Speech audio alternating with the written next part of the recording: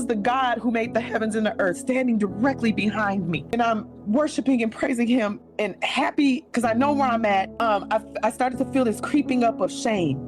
And I heard a voice, and it was my own voice. And the voice said, yeah, you're right. You shouldn't be here. What are you doing here? You're a sinner. You don't even know God. And then I started shrinking. My praise got smaller. I started to feel embarrassed, like, yeah, you're right. Like, first of all, like, I am a sinner. I didn't say I wanted a relationship with God. Why would he bring me in his house? This is embarrassing. And I started feeling shameful because I'm like, well, maybe he made a mistake. Maybe he meant to bring somebody else and he just accidentally, got me up in here and he gonna find out I ain't supposed to be in here. And that's embarrassing, right? And so I'm feeling this. And then all of a sudden I felt again from my right side, I felt God. It was like he blew this. It was water. It was like, it felt like this blanket of water and it washed over me.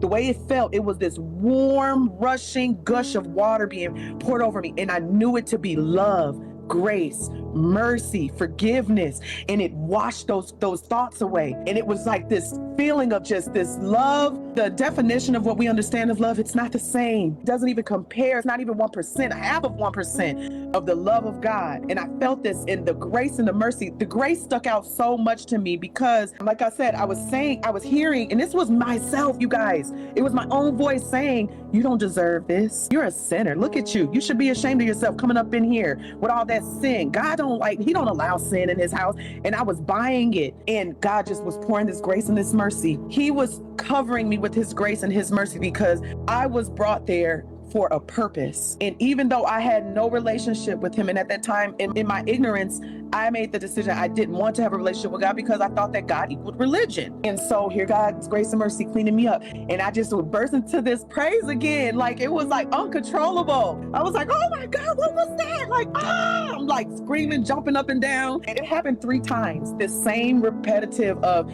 this serpent feeling of thought.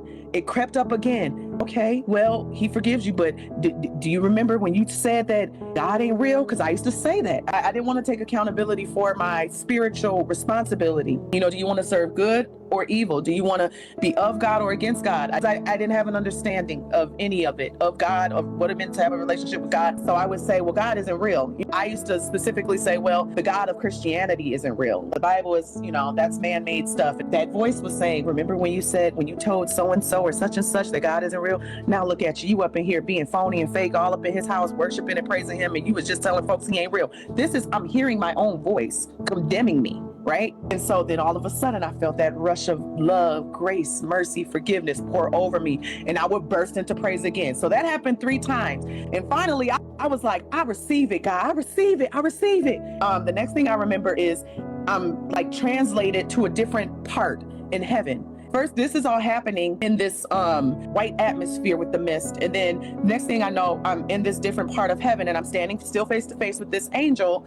And now I'm looking at him. I'm looking at him because now it's really kicking in. I'm like, oh my God, I'm still, and the disbelief was like, I could not believe what I was experiencing. This was real. I'm like, this is really happening.